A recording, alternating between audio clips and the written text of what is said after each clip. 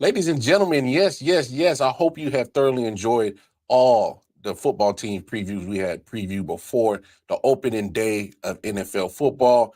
I got one more in me. And I'm excited about this one. Hey, because we be doing a lot of collabs. I finally got this man on the show, and we're gonna have a blast. Thank you for tuning in. Hey, I didn't talk enough. Let's get to it.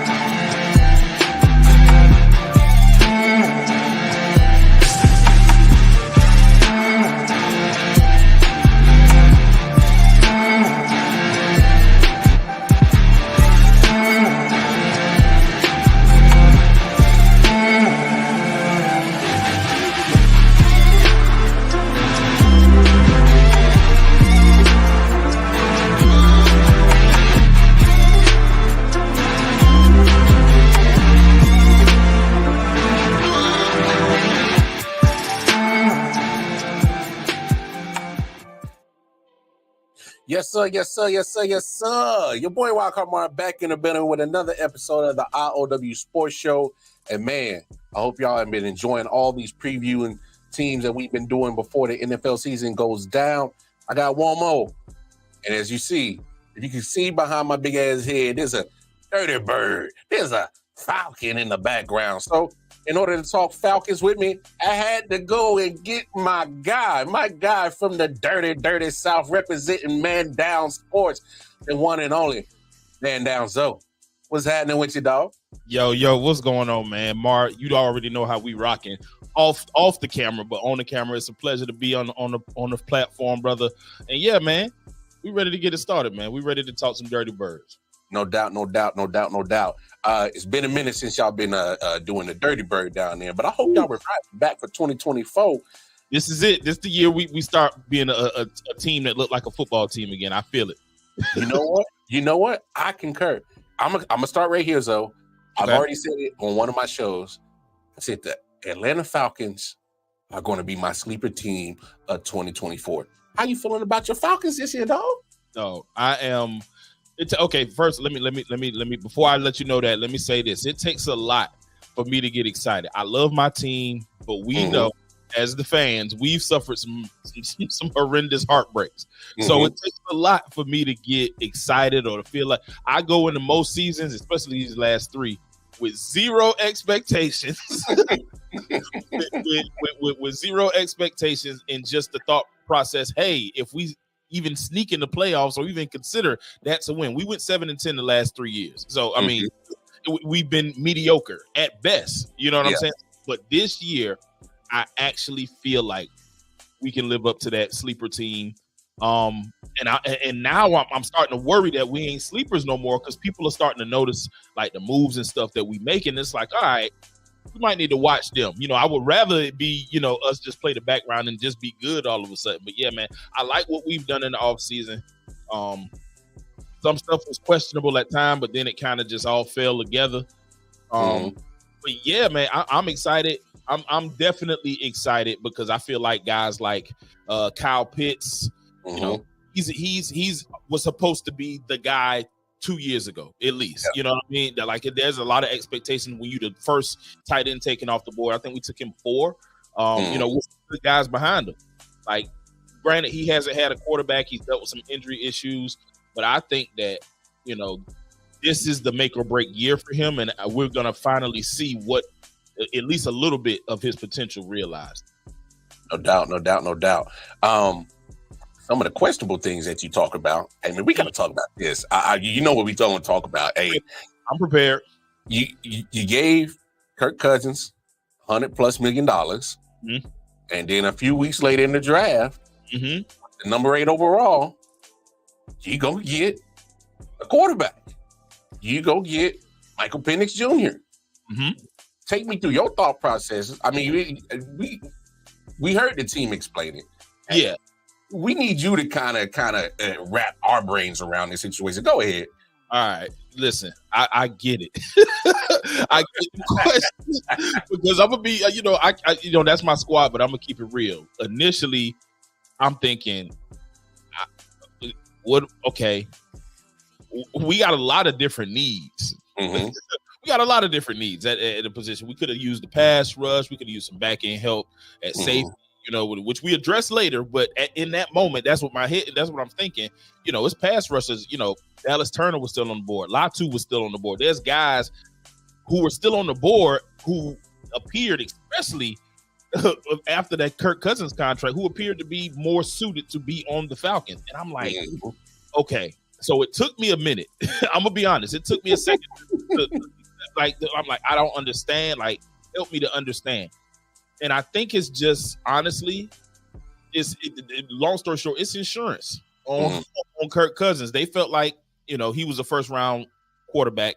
Penix was, that is. They felt like he was a first round quarterback and they couldn't let him get past. And as we saw, later on, they were able to still get a damn good pass rusher.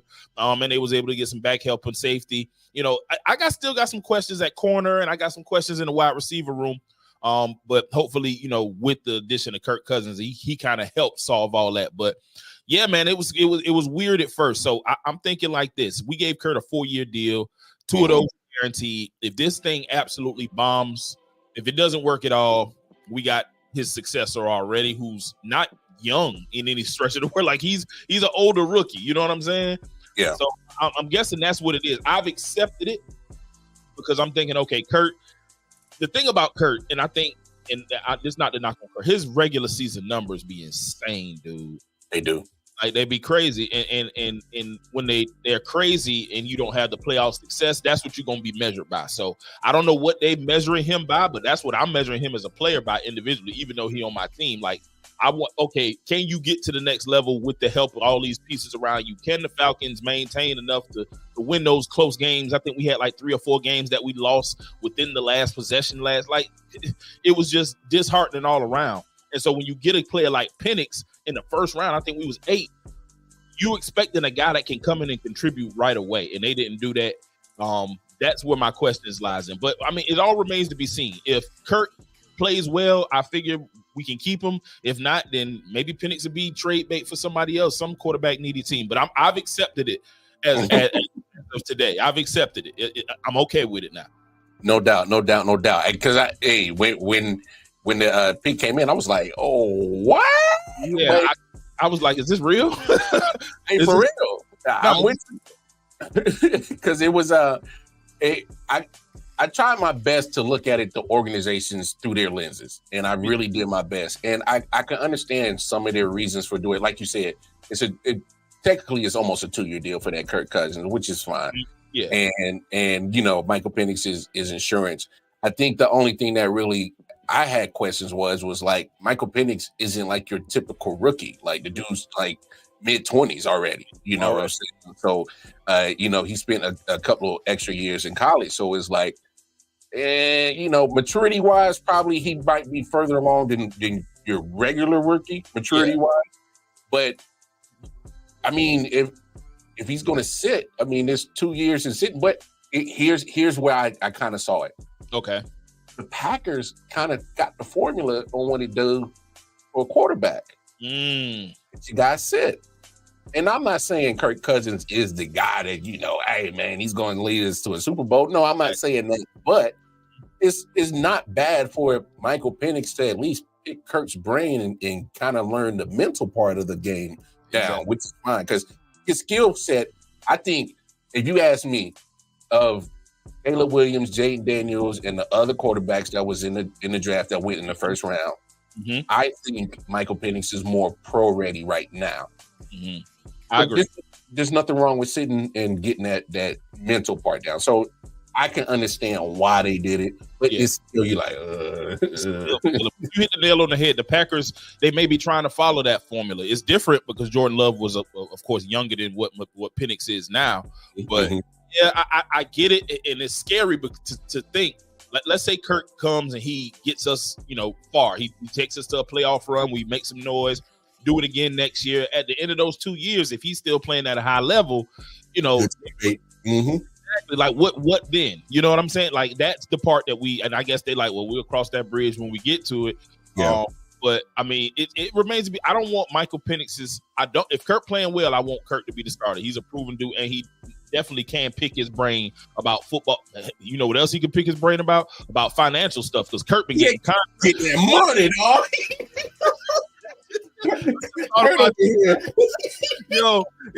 Pick his brain for sure, Mike. Pick his brain, boy. Kurt been getting them. He's been getting everywhere he went. He's got them everywhere. And my team wasn't exempt. Like they paid him for his services. They did. So we'll see how he plays because I think that got a lot to do with how this plays out. Phoenix, if Kurt, we look like geniuses. If Kurt is not fully healthy, he is coming off an Achilles tear in his upper 30s. You know what I mean?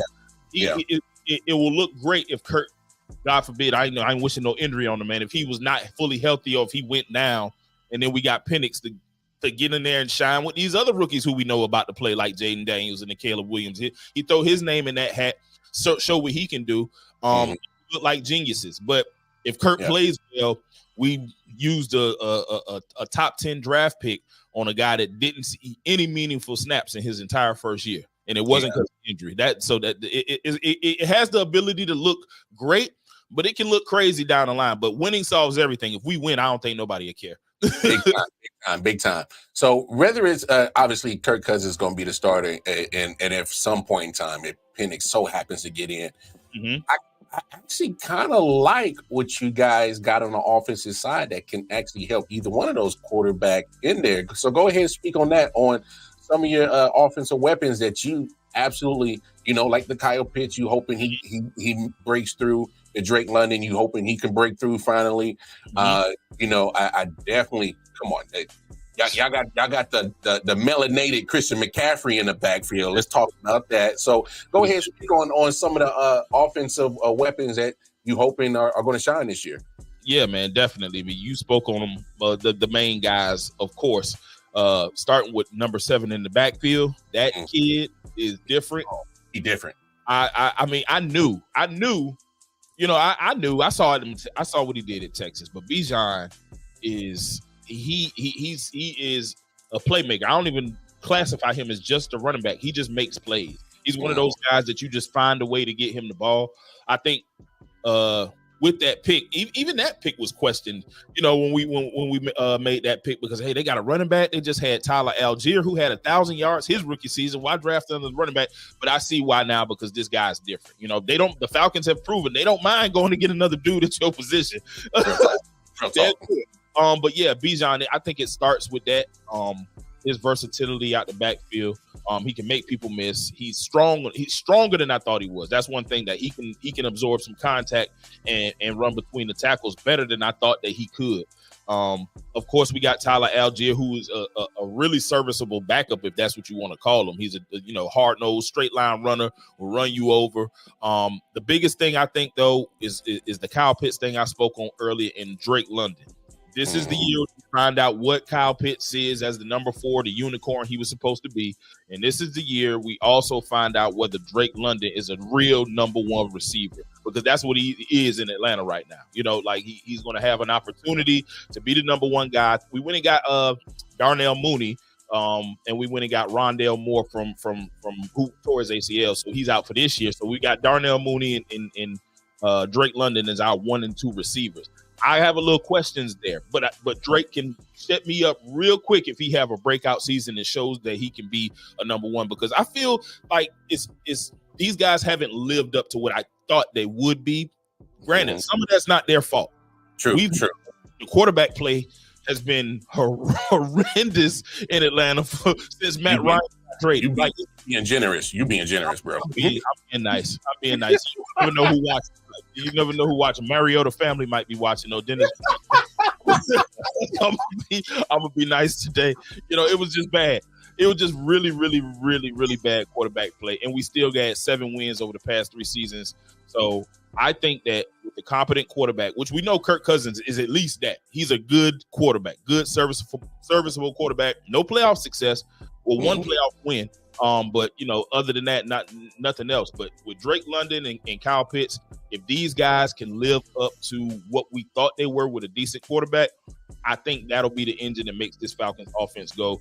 And I think it could be really, really high scoring offense because, Bijan's a home run hitter and you have to account for him. And Kyle Pitts, the biggest thing with him is a guy that big that can run that fast and catch like that. You know what I mean? It's just unfair. A mismatch. You get them matched up on a corner, like the corner like 5'10". Kyle Pitts is like 6'5".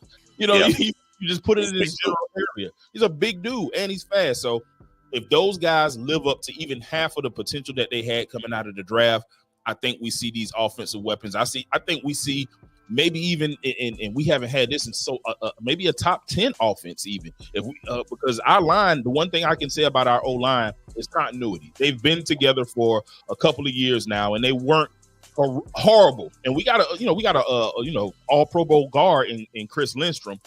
He's the solid piece, and then we got the veteran Jake Matthews, who's left tackle, but he's getting up there in age, I know, but he's like the leader of that group. So if they can protect Kirk and he can just get the ball into the playmaker's hands, keep the defense guessing, I think our offense will definitely be something to be reckoned with. No doubt. I that's why it was some of those things that I saw on the offensive side because, like you said, I hate to say this because I had Kyle Pitts on my fantasy team the last 2 years. I'm just like, man, I am not touching this dude no more. But I blame you, and bro, he was on my team 2 years ago too. It's been tough as a fantasy owner to have him on your roster. But I will say this: the potential is always there. And like you said, it wasn't necessarily just his fault. I didn't like the quarterback play. Obviously, we can run down the names of just terrible quarterback play. And I'll be honest, I wasn't a fan of Arthur Smith. All right, I wasn't a fan of Arthur Smith neither. Yeah. Let's flip to the defense side of the ball. And this is what really got me going on calling the Falcons the sleeper team. Mm-hmm. You already had a solid defense. Obviously, you brought in Jesse Bates last year. He had a phenomenal year last year. Mm-hmm. You had A.J. Terrell, who for some reason doesn't get talked about as one of the better corners in the league, which is crazy. But, I guess people be sleeping on Atlanta, whatever. And then, Grady Jarrett still a dominant force in the inside. Mm-hmm. Boy, when y'all went and gave up a bag of damn wrap snacks to go get Matthew Judon, and then you get Justin Simmons. That's crazy. I am Lord. I said, they for real, huh? I said, y'all ain't playing, man. Talk about the potential of this defense, man. My goodness, man. That was, like I said, the big talk was, why in the world would these dudes get a quarterback at 8 when they don't have a pass rush? They said, wait. Hold on. Wait a minute. We got one. We got a guy in mind. And they give up a third. And I don't even think it was originally our third. I don't know what it was, but it doesn't matter what it was because we got a dude that creates havoc in the backfield coming off the side. Whichever side that he chooses to come with them red sleeves he be wearing. But yeah, man, when that happened, I'm like, okay, well, this is big because, my questions were, okay, are we just going to be a team that generates pass rushes through blitzing? Because we haven't had, I don't know what the exact numbers are, but the sack numbers were low. The pressures are low. Like it's a team who wasn't able to get, now once, they get past the line of scrimmage, they're able to tackle pretty well. That wasn't a problem. And coverage is hit or miss. We got AJ on one side, but that number 2 corner has always been whoever. And it is again still, I think. But I think some guys will emerge. And I think, also adding Justin Simmons. You get a guy like Jesse Bates last year, and then you get a guy who is like Jesse Bates before Jesse Bates turned into Jesse Bates. and you get a guy like that and you put him next to Jesse Bates. It's crazy. Like that back half of the defense just got so much better. Like in not only in just, you know, the gameplay, but in the way Jesse Bates controls the team from back there. If Justin can understand and they can link and they can do that on both sides, they're going to be in the right spot more times than not, our defense, especially that back half, that secondary. So that made me even worry less about number 2 corner, because I'm like, we got, you know, if AJ's on one side, Jesse and Justin in the back, dude, just do your job. Big fact. Just do your job. That's it. That's all I expect. But yeah, man, I was shocked, and I haven't been, like I said, man, I haven't been this excited to see how this, because on paper we did really well this offseason. We did really well. We changed the team around. If you just look at it on paper, we have a team that should be a playoff team on paper. I'm just excited to see if it all plays out that way. No, without a doubt, and that's what some of the elements that I was looking at as the season and the offseason was finishing up, and we, you know, preseason ended in training camp, and I was just like, oh, I really, really, really like what the Falcons are doing on both sides of the ball. Both sides. That's exactly how I'm like, yo, they're making competent moves that make sense. I'm surprised. I'm overjoyed, of course, but I'm surprised. I'm like, yo, these dudes are gonna get me back on this Falcons train just to rip my heart out again. But you know what? I'm on board. Yeah, I feel you. Obviously, Raheem Morris comes back to ATL. I'm glad he got the coaching job, got another chance. I kind of felt like he got a raw deal in Tampa, but that's neither here nor there. Yeah. But I think just obviously we saw what he was able to do with the Rams as a D coordinator, and albeit we know that they had Aaron Donald to kind of help that ease along, but he was a competent the defensive coordinator, and I thought he did a great job in Tampa when he had his first opportunity. So kind of speak right there on what you're excited to Raheem Morris and what he can bring to the ATL, man.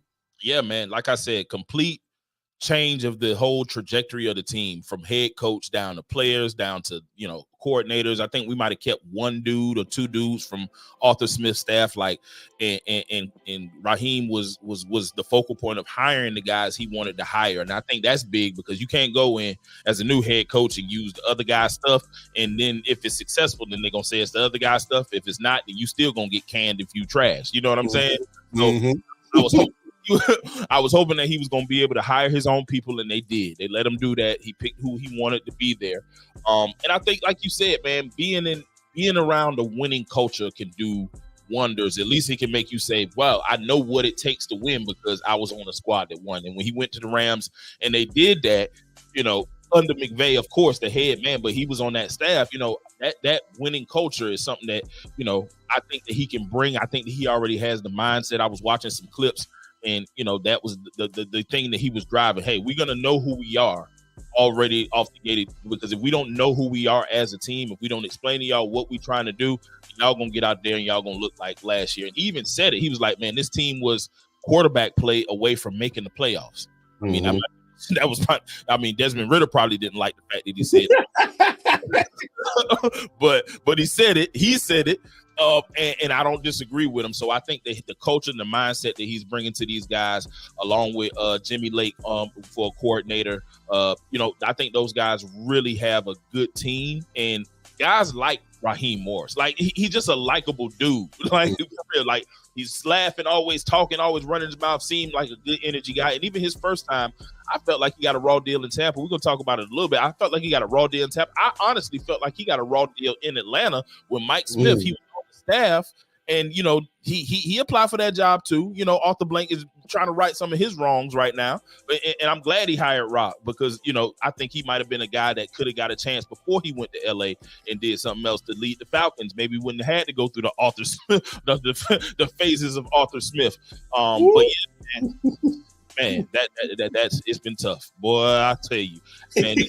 The funny thing is we faced them, the Steelers, week 1, and Arthur Smith is on that staff now, so it'll be interesting to see, you know, what happens. But yeah, Coach Rob, man, I think that, you know, Arthur Blank is trying to let them do. He's not Jerry Jones. You know what I'm saying? He's hiring the people, but he's stepping back and saying, hey, y'all are football guys. I'm gonna let y'all run y'all show. And I think that's big for a new coach to coming in, and he can hire his guys. He can draft the players he wants. He can do what he wants. He got freedom to do that. It helps him and his staff feel like, okay, he got the power. He's in charge. He's gonna run this show, so we gonna follow suit. Big talk. I dig it. Let's talk about the division, and this is another factor on why I picked you guys as the sleeper team. Let's be honest. NFC South is not the most glorious division of all NFL. Now you being nice. Jesus, boy, we was the dumpster juice. So you go, you in. Hey, and that's why I was like, man, after the moves, I'm like, okay, division. Okay, so speak on the NFC South, because if you ask me, I think it's wide open, and it's literally asking the Falcons to take me, just take me. It really is. So go ahead and speak on the division. For sure, man. I agree 110%. Our division is a bunch of what ifs. Like, what if Bryce Young was taller and had a better offensive line? What if, the offense is still running under Derek Carr like it was under Drew Brees? What if, Baker Mayfield turns into what everybody thought he was? It's a bunch of what if dudes. And now, granted, Baker has played well. Derek Carr hasn't been trash, and Bryce Young was a rookie last year. So we going to give all these dudes time. But what's clear to see is that our problem was definitely at quarterback. It was our problem. That, like, what if they had a competent quarterback with all this talent around it? That's what it was last year. And so with that being said, I think that we made the moves with the Kirk Cousins, with even the Michael Penix thing, and of course Judon and Simmons. I think we said, okay, this division, anybody can get it. And if it takes 8, 9, we can get 10 wins and win this division, because we're going to beat each other up. That's what happened last year. We was losing to each other and splitting most of the games and, going 500 everywhere else. So it was just like, a bunch of average teams. That's what we were. And so I think the Falcons took the steps to do what's necessary to say, okay, we're gonna try to take this because it's wide open for the taking. Anybody made the right moves or made the big moves in this division could have and can take this division. It's anybody's. I think the 8 wins was the division winner. We had 7. I think somebody else had 8, but the Bucks got in because of the tiebreaker. And then somebody had 6. Like, nobody's dominating anything. Exactly. Nobody's dominating anything, and there's nobody that's really scary down there. Now, we have the potential to be a scary team this year, and I hope we live up to it. But yeah, it's starting to look pretty obvious that we're going to at least be the favorite to win this division after the moves we made. Cool. I'm going to put you on the spot, Zoe. I've been asking everybody this question. I'm ready, bro. Rank this NFC South division. 1, obviously winning the division. 4th is bringing up the rear. Rank it. All right, boom. I've thought about this a lot because, that's, of course, this division of the team I root for, but also because I'm like, after we made the moves, you start to look around like, is anybody else doing things that we're doing? You know what I'm saying? Are they putting themselves in position to win? And I didn't really see it. So I'm like, okay. I think I'm gonna start with 1, and I think we are going to win the division. I think it's gonna be convincingly too. I think that a distant second will be that team in New Orleans that I refuse to say the name of on your show.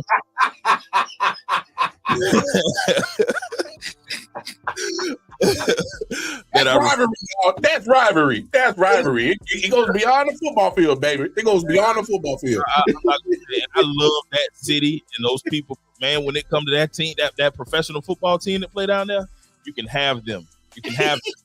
But I do think they're gonna be second. I think they're gonna be second. I think it's gonna be tough though, because I think the Bucks are gonna be right in it too. Like, Baker is, as much as he is not what we thought he was, he grinded out some wins last year that made me say, oh, you know what I'm saying? This kid, he's a gamer at least, and we always knew that even to his college days. But he might be trying to figure out to at least be serviceable and not be labeled a bust, anymore. So, he got a contract in Tampa, so he did enough to earn their trust at least. So, but I'm still gonna go Saints 2. I'm gonna go Bucks 3 close, and bringing up the rear, man. That's a no-brainer. Don't be nice. No. Don't be nice now. That's a no-brainer. Yeah. Look, that part of the question is rhetorical. All right, we know. I could have did 1 through 3, huh? We already do. Hey man, I just went to a Panthers preseason game because the tickets was free because I'm a veteran, and so I went. And I was like, man, y'all got a nice stadium. It's beautiful in Charlotte. Mm-hmm. Y'all gonna disappoint this team again, ain't y'all? That's what I'm looking like. Damn, y'all, they finna let y'all down again. I ain't got no dog in this fight. Y'all can do whatever y'all want, but I'm looking around like, man, this team is gonna be tough to be good. I hope they surprise me. That's one of the teams in the division that if I hate them all, mm-hmm. but that's the team. If somebody was to say, okay, they doing all right, then I would want it to be the Panthers because my goodness, they bad as we've been. So I know what they're going through. I understand y'all playing. I want y'all to get a dub somehow. Just get a win, bro. Straight up.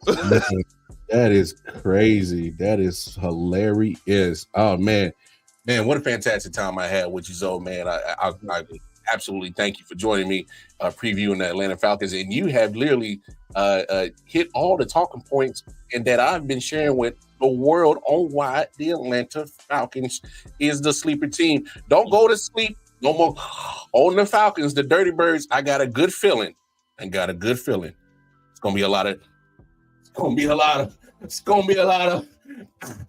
Mm-hmm. We gonna bring it back to Jamal Anderson days. We gonna Dirty Bird in this thing, man. So before we get up out of here, Zoe, man, tell the people where they can find you and support you, my guy. Absolutely, man. Of course, every Friday, Full Panel Friday. If you're not watching I.O.W. Sports Network, then you should be watching Man Down Sports right there on YouTube. Man Down, we have Full Panel Fridays. Those dudes and those women are crazy, and Mark joins us all the time, so he knows how it goes down over there. It goes down. It's pretty wild. It's a pretty wild place, but I promise y'all to like it. Also, within the next probably week or so, I'm gonna be doing restarting my Bird Dog Brave Talk podcast where I talk about the Falcons, the Hawks, all the teams you see back here. You know what I'm saying? I talk about them. So we need that. I figure. I'm gonna stop playing. I'm gonna be serious this time. I'm gonna push, and I'm gonna go ahead and get it done because I see it's a void out there. We need that. Yeah, we do. Hey, ladies and gentlemen, make sure y'all tap in with Man Down Zone. All my brothers over there and sisters at Man Down. Again, you better make sure you tune in every Friday because when I say it goes down, it goes down. And I'm talking about from the panel, the chats. The chat is where it's at. It's the whole city in there. Like I you go in there, it's like you got to look around. Like a separate show from the show is in the chat. I'm like, man, what is going on in here? Hey, the chat be off the chain, but hey, y'all make sure y'all tap in with them. Of course, bottom of the screen, all the information you need on I.O.W. Sports social media platforms is right there, and of course, right there at the tip of my finger. You want to chop it up with me personally, AC Wildcard on the Twitter. Look, I got more podcasts and the Jamaican Got Jobs. So just going over there where I be posting all my content, man. Again, no cap. Hey, on behalf of my brother Man Down Zoe, I'm Wildcard Mar. It's been another episode of I.O.W. Sports. Hey, football is back. We here, man. Sir. Take care of yourself. Take care of each other.